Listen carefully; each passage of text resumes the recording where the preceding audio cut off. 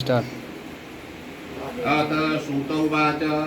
चौथे अध्याय में श्री सूत जी महाराज कहते हैं कि साधु मंगलाचरण करके ब्राह्मणों को धन दे करके अपने नगर के लिए चल पड़ा। साधु के क्रोध में जाने पर भगवान श्री सत्यनारायण की जिज्ञासा हुई कि हे साधु, तुम्हारी नौका में क्या भरा है। तब धन के मन में चूर होकर के दोनों महाजनों ने अवहेलना करते हुए कहा कि दंडी ने केवल पूछते हो क्या कुछ द्रव्य लेने की इच्छा है।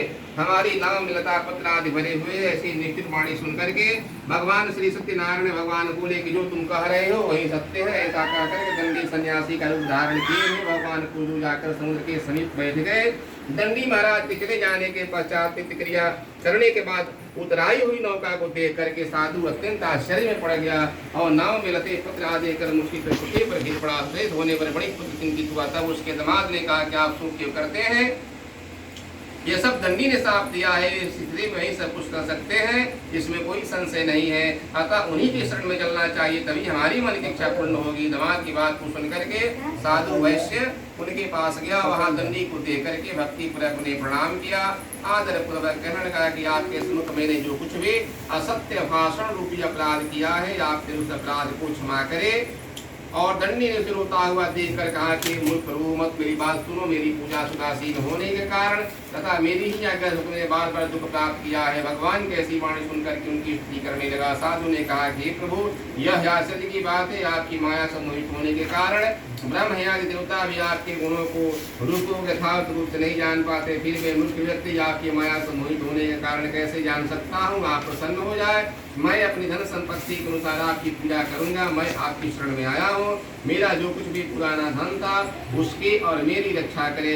उस वैश्य की भक्ति युक्त वाणी सुन करके भगवान जनार्दन संतुष्ट हुए। भगवान हरि उसी अभीष्ट वर प्रदान करके अंतर ध्यान हो गए और उसके बाद वह साधु की नौका में चला, उसे धन से परिपूर्ण देखा।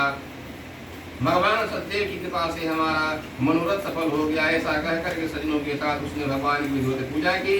भगवान श्री सत्यनारायण की कृपा से वह आनंद से परिपूर्ण हो गया।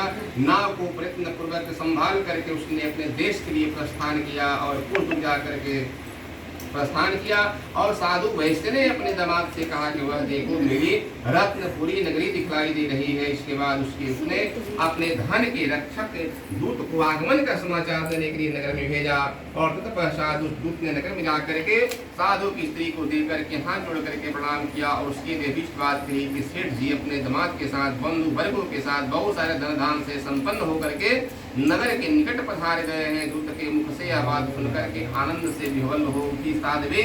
और उस साध्वी ने श्री सत्यनारायण की पूजा करके अपनी पुत्री से कहा कि हे पुत्रे, मैं साधु का दर्शन करने के लिए जा रही हूँ, तुम शीघ्र जाओ। माता के साथ वचन सुन करके व्रत को समाप्त करके प्रसाद का परित्याग करके वह कलावती कन्या भी अपने पति के दर्शन करने के लिए चल पड़ी। इससे भगवान सत्यनारायण रुष्ट हो गए और उन्होंने उसके पति को और नौका का धन के साथ हरण करके जल में डुबो दिया। इसके बाद कलावती कन्या अपने पति को नदी महान शोक रुदन करती हुई पृथ्वी पर गिर पड़े। नाव का अदर्शन कन्या को अत्यंत दुखी देकर के भयभीत मन से साधु ने सोचा यह क्या सत्य हो गया। नाव का संचालन करने वाले भी सभी चिंतित हो गए। इस प्रकार कलावती भी कन्या को देख कर विह्वल हो गई और अत्यंत दुख से विलाप करती हुई अपने पति से इस प्रकार बोले कि अभी अभी नौका के साथ वर्धमान कैसे लक्षित हो गया, न जाने के देवता की अपेक्षा करने से नौका हरण कर ली गई है, अथवा सत्यनारायण भगवान के महामंत्र को कौन जान सकता है। ऐसा कह करके सज्जनों के साथ विलाप करने लगी और कन्या कलावती गोद में लेकर के रोने लगी। कलावती कन्या भी अपने पति को नष्ट हो जाने पर बड़ी दुखित हुई और पति की क्षण पादुका लेकर के उनका अनुगमन करने के लिए मन में निश्चय किया। कन्या किस प्रकार के आचरण को देख करके भाग्या सही धर्म के साथ वैश्य का शोक संतप्त हो गए। सोचने लगा या तो भगवान सत्यनारायण ने हमारी धन धान सफल इस नौका का अपहरण कर लिया है, अथवा हम सभी भगवान सत्यदेव की पूजा से मोहित हो गए हैं। अपनी धन शक्ति के अनुसार भगवान सत्यदेव की पूजा करूंगा। सभी को बुला करके इस प्रकार कह करके उसने अपने मन की इच्छा प्रकट की। बारंबार भगवान सत्यदेव को दंडवत प्रणाम किया। इससे दीनों के परिपालक भगवान जानकर सत्यदेव प्रसन्न हुए। भक्त वत्सल भगवान ने कृपा पूर्वक कहा तुम्हारी कन्या प्रसाद छोड़ करके अपने पति को देखने चली आई है। निश्चय ही इसी कारण इसका पति दृश्य हो गया है। यदि घर जाकर के प्रसाद ग्रहण करके वह अपना आए थे साधु तुम्हारी पति को प्राप्त कर सकती है, इसमें कोई संशय नहीं है। कन्या भी आकाश मंडल से ऐसी वाणी सुन करके शीघ्र ही घर गई। उसने प्रसाद ग्रहण किया, पुनः हया करके सज्जनों को देखा। तब कलावती कन्या ने अपने पिता से कहा, अब तो घर चले, विलंब क्यों कर रहे हैं। कन्या की बात को सुन करके मणिपुत्र संतुष्ट हुआ। विधि विधान से भगवान सत्यनारायण का पूजन करके धन और बंधु बांधवों के साथ अपने घर को गया। तदंतर पूर्णिमा और संक्रांति पर्व पर भगवान सत्यनारायण का पूजन करते हुए श्लोक में सुख ग्रंथ में सत्यपुर वैकुंठ लोक को चला गया। बोलिए वृंदावन बिहारी लाल की जय।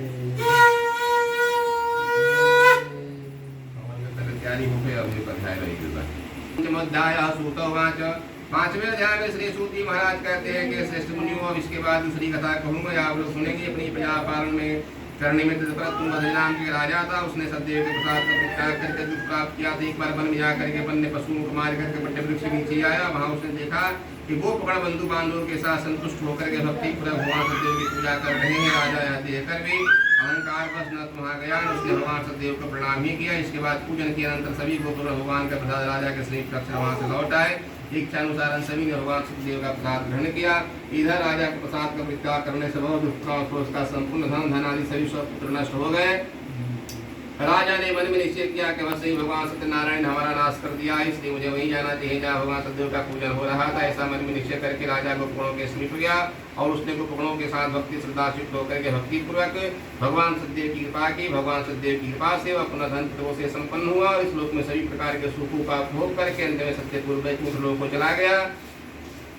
श्री सूत महाराज कहते हैं कि जो व्यक्ति इस परम दुर्लभ भगवान सत्यनारायण के शब्द को करता है, पुण्यमयी फल प्रदायी भगवान की कथा का भक्ति होकर सुनता है, उसे भगवान सत्यदेव की कृपा से धन आदि की प्राप्ति होती है। दरिद्र धनवान हो जाता है, बंधन में पड़ा हुआ बंधन से मुक्त हो जाता है, डरा हुआ व्यक्ति भय से मुक्त हो जाता है। सत्य बात इसमें कोई संशय नहीं है। सभी अभी फलों का भोग प्राप्त करके अंत में सत्यपुर वैकुंठ लोक हो जाता है। ब्राह्मण इस प्रकार मैंने आप लोगों से भगवान सत्यदेव के व्रत को कहा, जिसे करके मनुष्य सभी दुखों से मुक्त हो जाता है। कलयुग में तो भगवान सत्यदेव की पूजा विशेष फल प्रदान करने वाली है। भगवान विष्णु को श्लोकाल, कोई सत्य कोई ईश्वर, कोई सत्यदेव कहते हैं, कोई सत्यनारायण कहते हैं। अनेक रूप धारण करके भगवान सबकी मनोकामना सिद्ध करते हैं। कलयुग में भगवान सनातन विष्णु ही सत्यव्रत रूप धारण करके सभी के मनोरथ पूर्ण करने वाले होंगे। हे नित्य भगवान की कथा को सुनता है, पढ़ता है, भगवान की कृपा से सभी पाप नष्ट हो जाते हैं। महेश्वर पूर्व काल में जिन लोगों ने भगवान सत्यनारायण का व्रत किया था, उनके अगले जन्मों का वृतांत सुनाता हूँ। सुने, मान प्रज्ञा नाम के ब्राह्मण सत्यनारायण व्रत करने के प्रभाव से जन्म उस जन्म में भगवान श्री कृष्ण का ध्यान करके भगवान श्री राम की सेवा करके मुझ पर प्राप्त किया था। महाराज उनका मुख दूसरे जन्म में राजा दशरथ हुए, जिन्होंने श्रीरंगनाथ की पूजा करके वैकुंठ को काफी चक्रवर्ती साधु भोज नाम का राजा हुआ। उसने आगे से करके अपने पुत्र की करके मुझ पर प्राप्त किया था। महाराज कुंभध्वज जन्मांतर में स्वयं मनु भगवत संबंधी संपूर्ण कार्यों का अनुष्ठान करके वैकुंठ लोक को प्राप्त है। जो गोपगण थे सब जन्मांतर में ब्रजमंडल में निवास करने वाले गोपगण हुए। सभी राक्षसों का संहार करके भगवान का शाश्वत धाम गोलोक प्राप्त कर लिया। वृंदावन की जय, श्री सत्यदेव भगवान की जय।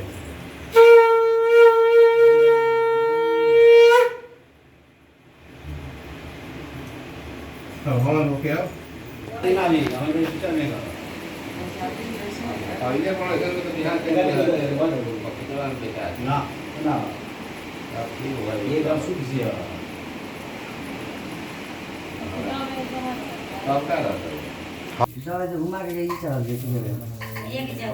प्राणाम कवचम भवति वारणाम शांतिरस्तु समृद्धिरस्तु कल्याणमस्तु सुशांतिर्भवतु। इदं पुष्पक्षतं समर्पय। ओम अग्ने नमः। लय मृषा दरोड़ी सिंदूर कुमकुमं कामना दिव्यं कामना काम संभवं कुमकुम मेनादिते कुमकुमं समर्पयामि। भूर्भुवः स्वः। गणेशाम्बिकाभ्यां नमो नमः। वरुण देवतादिभ्यां नमो नमः। ओम अग्ने नमः। सर्वदं शांतिं प्रेक्ष में हवन डाला जी। ओम सूर्य देवाय नमः स्वाहा। ओम सूर्य देवाय स्वाहा। चंद्र देवाय नमः स्वाहा। ओम देवाय नमः स्वाहा। बुध देवाय नमः स्वाहा। गुरु देवाय नमः स्वाहा। शुक्र देवाय नमः स्वाहा। शनि राहवे नमः स्वाहा। देवे नमः स्वाहा। स्थान देवता भो नमः स्वाहा। राम देवता भो नमः स्वाहा। कुल देवता भो नमः स्वाहा। इष्ट देवता भो नमः स्वाहा। वाक देवता भो नमः स्वाहा। आत्म देवता भो नमः स्वाहा। ओम सती नमः स्वाहा साधवी नमः स्वाहा भवप्रदाय नमः स्वाहा भववचनी नमः स्वाहा आर्याय नमः स्वाहा आर्याय नमः स्वाहा देव स्वाहा देवीभ्यो नमः स्वाहा सुरेश्वराय नमः स्वाहा सुरेश्वराय नमः स्वाहा देवीभ्यो नमः स्वाहा देवीभ्यो नमः स्वाहा लक्ष्मीनारायणाभ्यां नमः स्वाहा धन देवताभ्यो नमः स्वाहा ग्राम देवताभ्यो नमः स्वाहा कुल देवताभ्यो नमः स्वाहा इष्ट देवताभ्यो नमः स्वाहा हाथामध्ये ठेका दाम करा हो जी नमः स्वाहा सत्यनारायणाय नमः स्वाहा परमात्मने नमः स्वाहा परमात्मने नमः स्वाहा देवीभ्यो नमः स्वाहा देवीभ्यो नमः स्वाहा सर्वेश्वराय नमः स्वाहा लक्ष्मीनारायणाभ्यां नमः स्वाहा उमामहेश्वराभ्यां नमः स्वाहा ब्राह्मणे नमः स्वाहा विष्णवे नमः स्वाहा शंभवे नमः स्वाहा शाम्भवी नमः स्वाहा देवमाताय नमः स्वाहा कमलाय नमः स्वाहा जयाय नमः स्वाहा वीराय नमः स्वाहा वर्धने नमः स्वाहा सर्वदेवी देवताभ्यो नमः स्वाहा